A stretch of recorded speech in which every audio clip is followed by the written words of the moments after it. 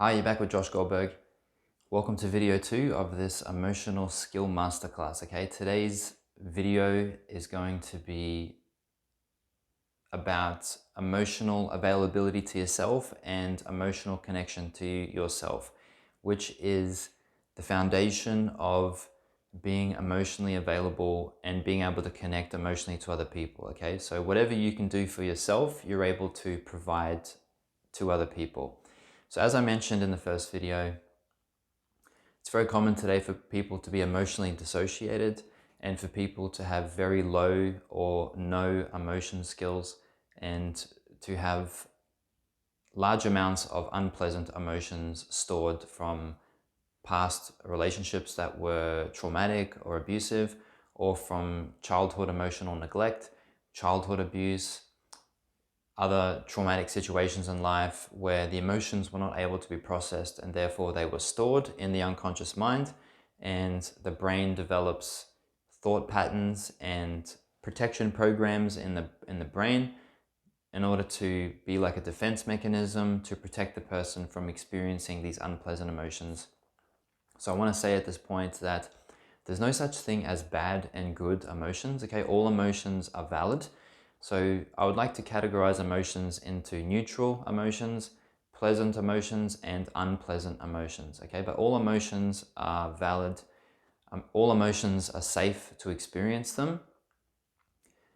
There's no such thing as right or wrong emotions either. Okay, all emotions are there for a reason, and our job is to connect to these emotions and to understand them, validate them, and to let them actually leave the body. Okay, so that's another fundamental principle that I want to learn here with you today, is that emotions that are not processed correctly, okay, which means that they're not labeled correctly, they're not understood, they're not validated, and they're not let go of, these emotions become stuck in the body as emotional energy, and they get stored in different areas of the body, and they can sit there for forever. Okay, emotions are not bound by time or by space. Okay, it's a spiritual energy, and they're very powerful. Okay, the emotions certainly overpower our thinking. Okay, if we're thinking that something is a certain way, and our emotions are very powerful and they can come up, and a person can act on something that they know is wrong, because their emotions have far more energy than our thoughts. Okay, so emotions are more powerful than thoughts, and by resolving emotions and letting go of past unpleasant emotions, it will certainly cause us to have better behaviors, more connecting behaviors. So in today's video, we're going to go through a very powerful exercise to how to develop a very deep and strong emotional connection to yourself. Okay, so that's the topic of today's video. So the first part of this exercise is emotional literacy. Okay, emotional literacy is the library of words that we have that we can use to describe and label our emotions. Now, people that have emotionally neglectful childhoods, or they have emotionally dissociated, or they weren't given a lot of emotional education as a child from their mum and from their parents, they often end up with about 4 or 5 words that they know that they can use to describe their emotions. Okay, so we're talking sad, happy, scared, angry. Okay, there's 4 or 5 words that most people know, and it's very sad that a lot of people don't really know too many more emotional words than this to describe their emotions. And the way I like to describe it is like, imagine you go on a tour of another country, and the tour guide can only speak 5 or 6 words of your language. Okay, that's going to be a very boring and uninsightful tour. Okay, because the tour guide can't describe the experience using only 5 or 6 words. So expanding on your emotional literacy really helps to understand your own emotions and to give a more deeper connection to what you're feeling, more clarity, less confusion. And it also helps to validate the emotion if you're labeling it correctly. If you mislabel an emotion, the emotion is not going to come up and to leave your body because you've labeled it the wrong thing. A perfect example of this is fear.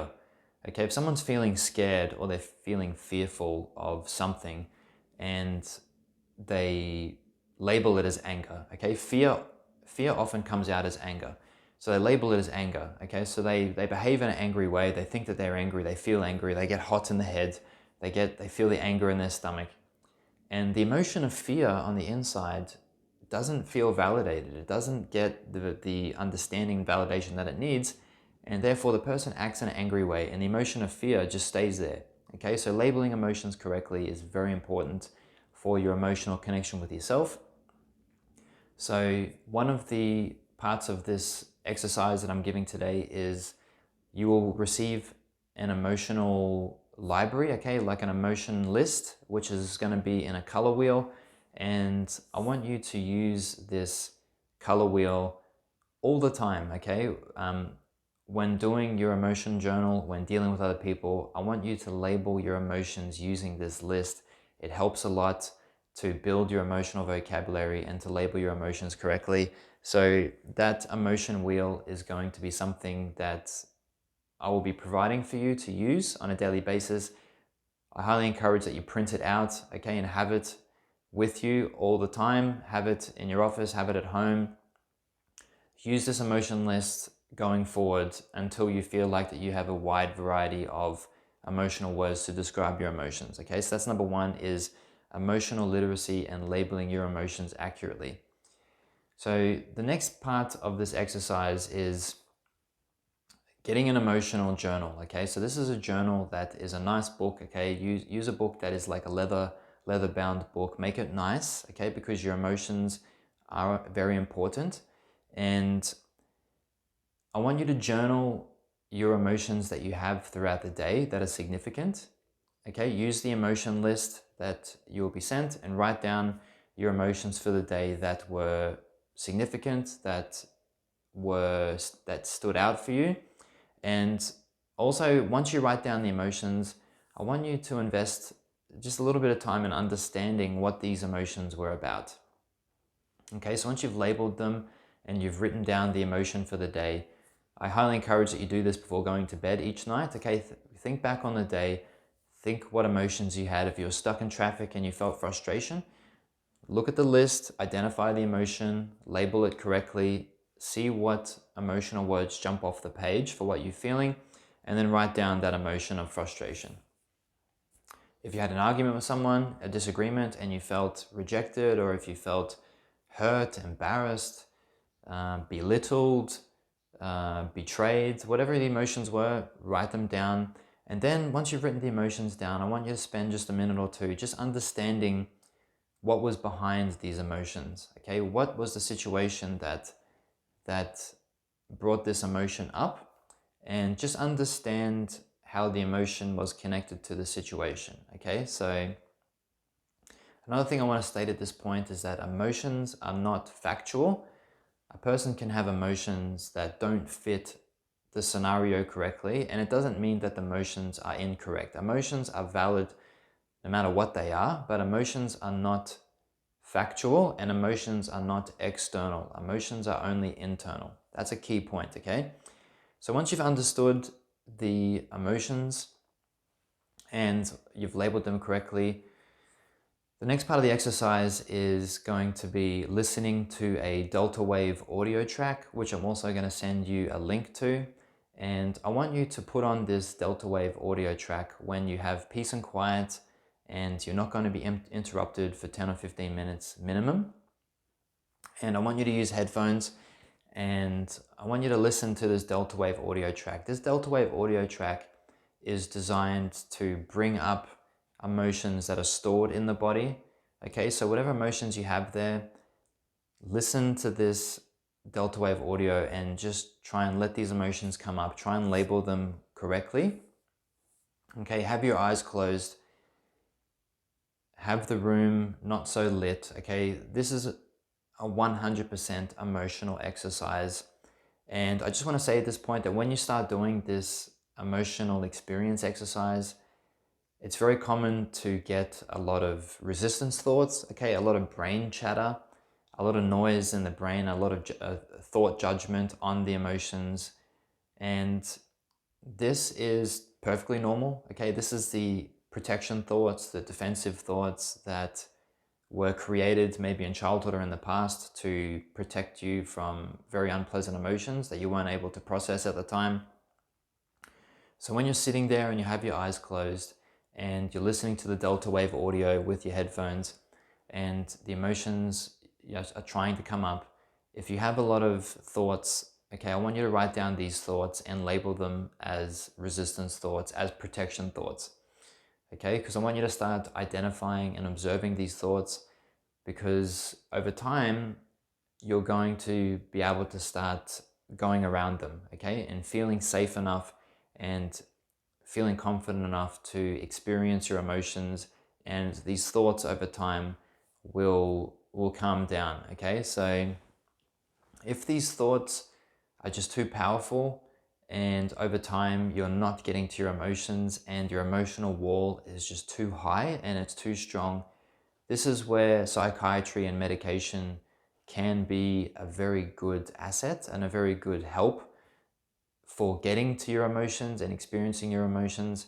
Sometimes people have just built for themselves too much of an emotional wall, and it's too hard to get through it without the assistance of medications from psychiatry. So that's something also that I highly encourage. If you don't have a lot of success with this exercise over the course of 1 or 2 months and your thoughts are just too intrusive, they're too distracting, they're too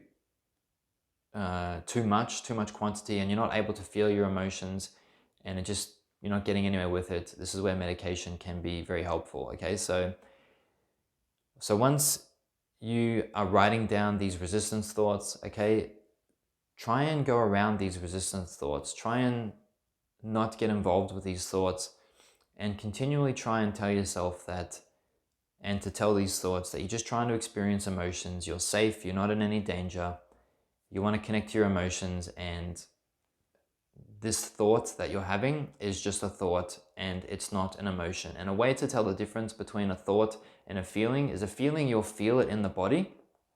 You might feel it in the stomach, you might feel it in the throat, you might feel it in the head, you might feel it on the chest, you might feel a little bit nauseous, you might feel it in your back.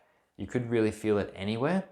Whereas a thought is going to be, a whole string of words, whereas an emotion is just one word, okay? So that's the key difference, okay? A thought is many words, whereas an emotion is just one word, okay? For example, betrayed, okay? Betrayed is one word. A thought is several words. So start trying to go around these resistance thoughts. Keep trying to experience your emotions. If you can feel the emotion somewhere in your body, like for example in your throat, okay, this is a very common spot. If you start crying, if you feel it in your head, pressure in your head, if you feel it in your chest, feel it in your back, this is a sign that the emotion is coming up and coming out. And then it's time to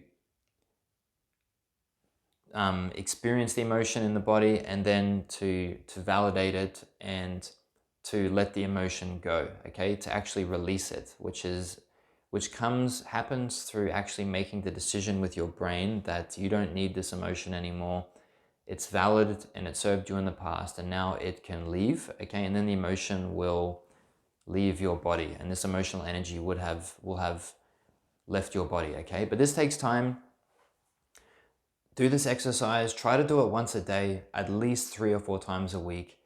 Do it at nighttime before going to sleep. The goal of this exercise is to strengthen and to make the pathways into the unconscious mind where emotions are stored and where emotions come up.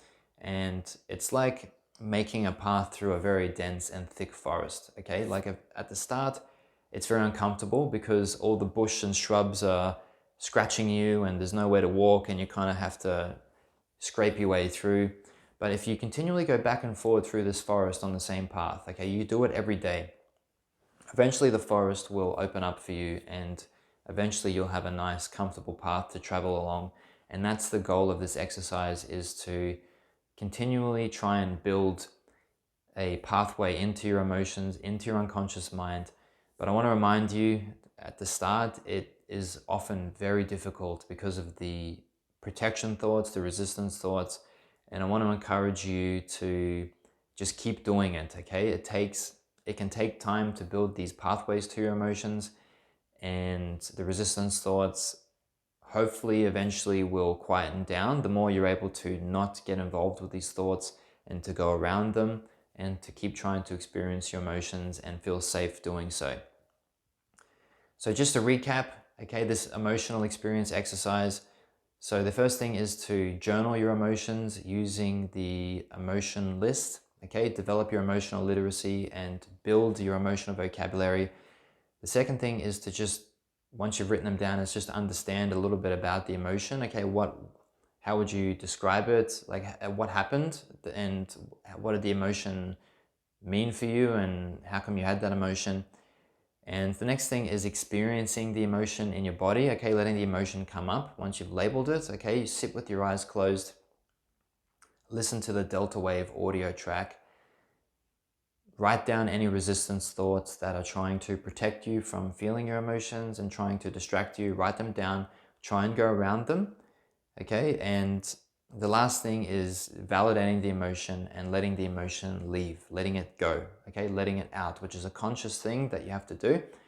And the main thing that keeps emotions trapped in the body is the way that we think about the situation that that emotion was created in and about that emotion. So having a victim mindset, okay, being the victim of a situation and thinking that way is probably the main thing that keeps emotions trapped in the body. So one of the things that you can work with me on, okay, which is very helpful, okay, is reframing, okay, cognitive reframing, which is basically changing the way that you think about a scenario that you went through, a situation that you had.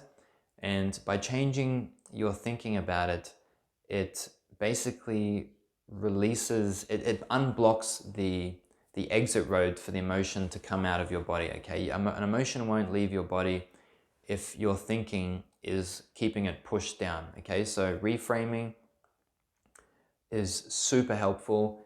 Please be in touch with me if you're having trouble letting go of these emotions because of the way that you're thinking about the scenario. And if your thinking still puts you in the position of a victim of anything, then the emotions are not going to feel, they're not going to be able to leave because your thoughts are depending on your emotions and your emotions are trapped by your thoughts. Okay, so that's cognitive reframing. And this is validating the emotion and letting it go. I hope this exercise is helpful. If you have any questions about it or if you need any guidance or anything clarified, please feel free to reach out. My contact details are going to be in the description of this video.